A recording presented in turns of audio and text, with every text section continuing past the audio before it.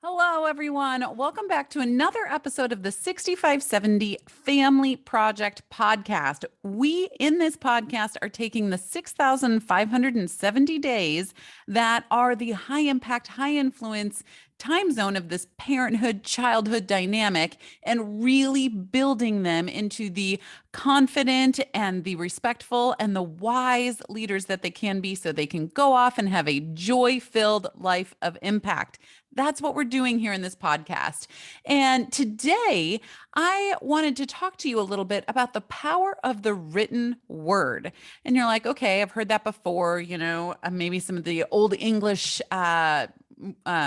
poets and authors and things like that. But I'm not talking about that. I'm talking about actually your kiddo or yourself, but definitely your kiddo taking the power of the written word. When you can take something as ambiguous, as shapeless as a thought, and actually put it on paper, it makes it more concrete. It makes it real, right? There's edges, there's corners, there's an idea. It is out there in the world, right? You can take an eraser to it, but it was there and you're always going to see it. So putting something on paper with your own hand, not typing, putting something on paper is so powerful. Okay.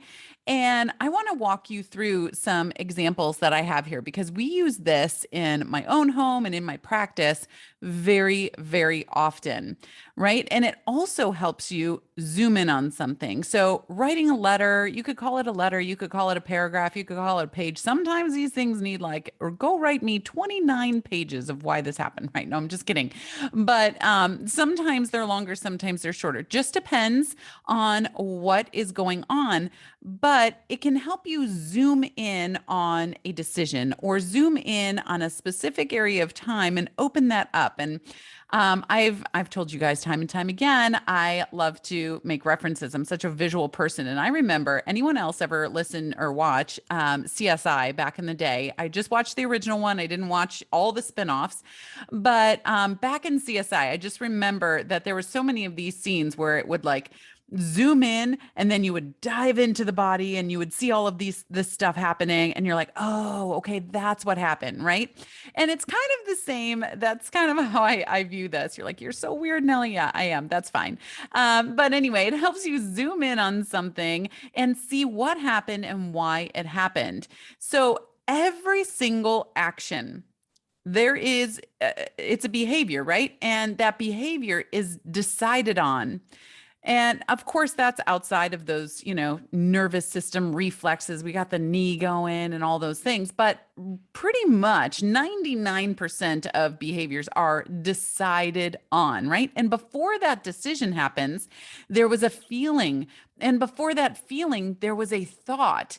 And there's actually three thought filters that that something goes through, that a thought goes through before it becomes an action, right? And these are really worth exploring further. And I talk all about this in the mindset cycle.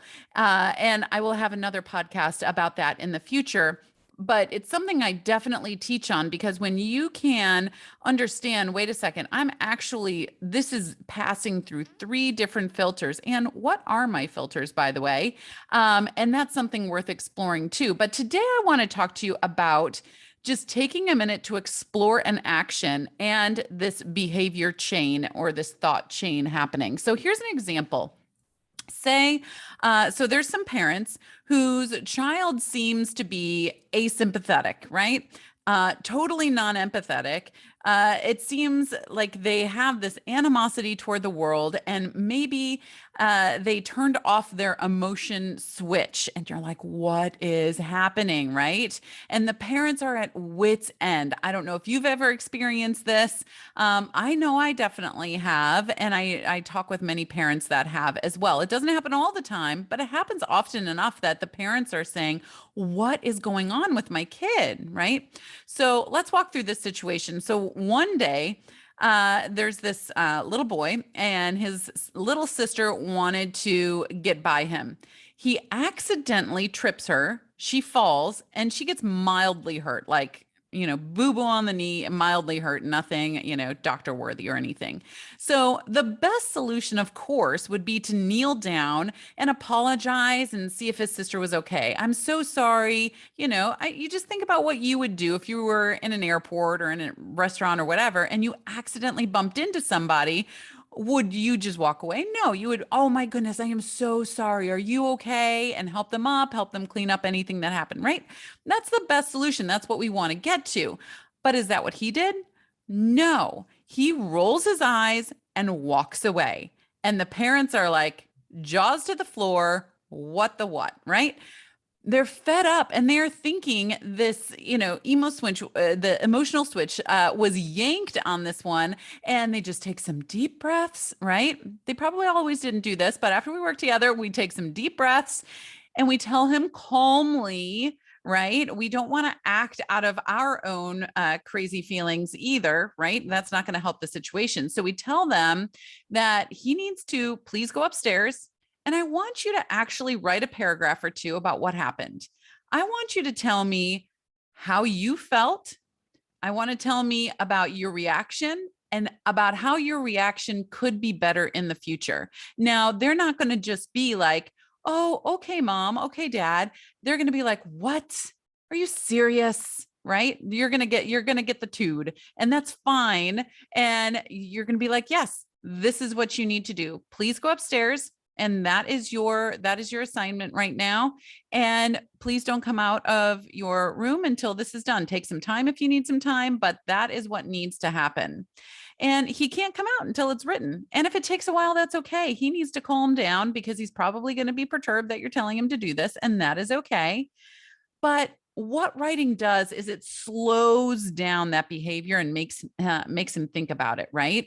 Makes him think about that thought chain, because his hand cannot go as fast as his brain. Our physical body cannot go as fast as thought, right? There's some Marvel a superhero that can move at the speed of thought. I forget who that is. I don't know. But anyway, and so he needs to actually slow down, zoom in on this. It was probably a maybe 10-second exchange. So take all the stuff in the day that happened before and all the stuff that's happened after. Let's erase that. Let's zoom in on this 10 seconds. Let's actually think about this decision process that happened right then. Okay. And it's more real. Like I was saying earlier, there's more truth and there's more of the I am identity statements in there. When he's writing this out, he doesn't want to just write, I'm a bad brother, so that's why it happened, right? That is very, very rare. And if that is the case, we have some other things we need to dive into, but it is very rare that someone is going to say, I'm a bad brother, that's why I did it, and that's that, right? No one really wants to see that. So this is what's going to happen. And he turns in the paper and you're reading it and you're seeing that he accidentally tripped her. It wasn't on purpose. He accidentally tripped her. He was embarrassed and knew everyone would blame him for everything again. Okay. So notice that language in there. Everyone, everything again, right? And those are those always nevers. And my husband and I did a marriage, it was like this marriage workshop at our old church back in Indiana years and years and years ago. And that was one of the first things that we talked about. There was probably, I don't know, 9-10 couples in there. And one of the first things we talked about on week one was when you are having a discussion, you can never use always and never. And every is obviously in that grouping as well. You can't use those because they're simply not true. Everyone doesn't blame him for everything all the time, right? And so, but that's how he's feeling. So that is his truth right then. And so we need to dissect that a little bit, but let's keep going. So he accidentally tripped her. He says, I was embarrassed and I knew everyone would blame me for everything again. He felt resentful. He's not going to use that word, but you can, extrapolate it from the pages that he's writing or the words that he's writing. He felt resentful toward that because he knows his sister is overly dramatic and he feels like his parents only ever talk to him about his behavior and they never talk to her about hers. Okay, so pause for a second right there.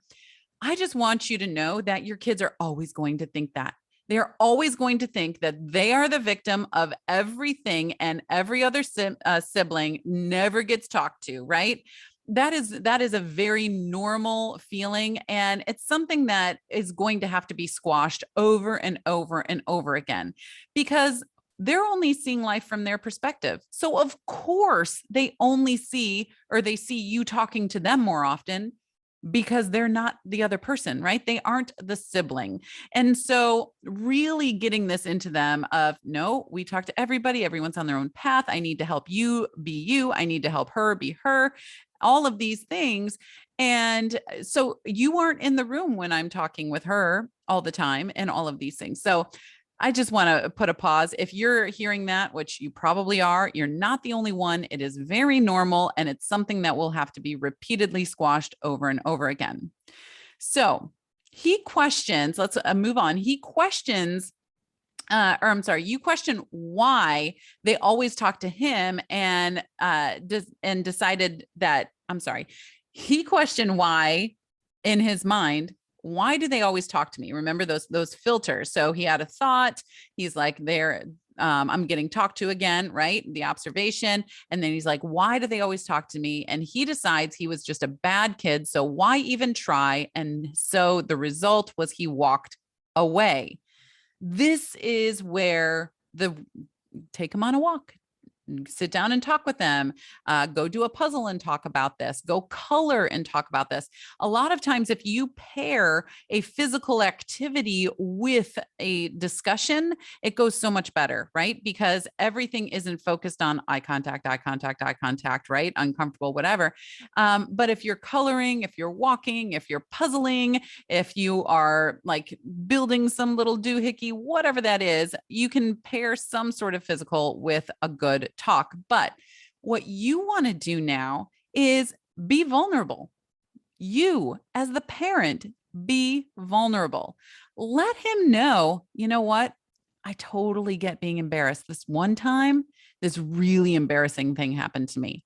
Oh my goodness, my kids, they a while ago, they asked me, we were on one of our upteen millionth hours of a road trip, and they were like, Mom, tell me all your embarrassing stories. And I was like, oh, this will be fun. So, we go along and I'm telling them different things. They're like, what? And all this stuff. And it just really brings you down to their level. But one of their favorites is when I was in kindergarten and I really had to go to the bathroom, and the evil lunch ladies that were there circa early 80s, and they would not let me go. They thought I was lying, and I was like, I really need to go. They're like, no, you may not go. You need to do this and then go out for recess. And so anyway, I went out for recess. There was one of those dome shaped jungle gyms, and I was wearing a skirt, of course, and climbing a jungle gym. Lots of things to dissect here. But anyway, I climbed to the top, and sure enough,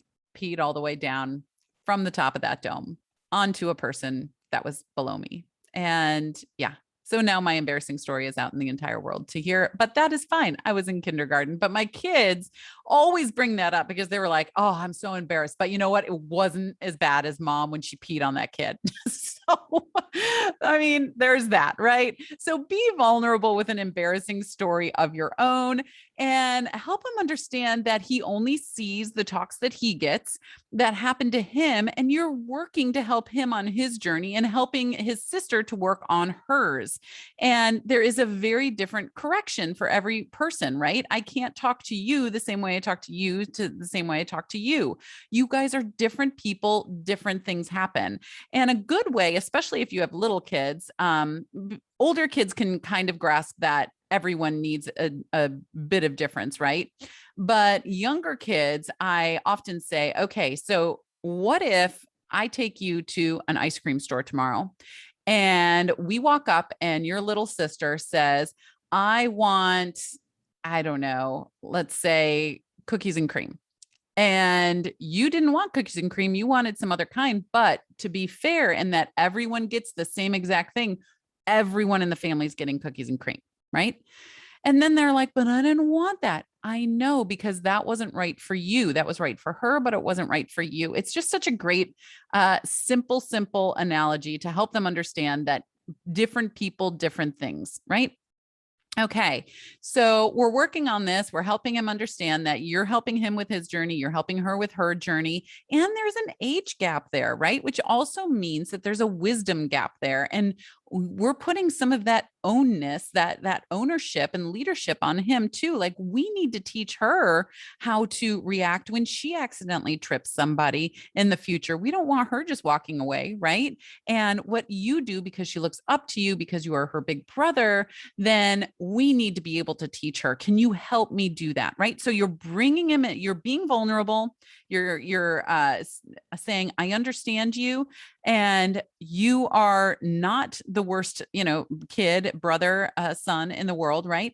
And you're bringing him into the fold to help you parent, right? So we're growing this team mentality. And you can also agree, I do agree, your sister can be overly dramatic sometimes. And that is something we're working on with her. Again, can you help me do that? Right? Because if we can help her, then you can be helped too, right? Explain that being there to help one another, especially a family member, is the right choice because we're a team and a team needs everyone to stay strong and lift one another up. A family is a team. You guys, I've used this writing time and time again for different situations. And even when kids are just trying to figure something out, right? Give them a big question and it makes them think about it. Zoom in and think about that one thing. Papers do not just have to be about overall themes of the grapes of wrath, right? I don't know. That's the first thing that popped into my head. I remember writing about that when I was in high school.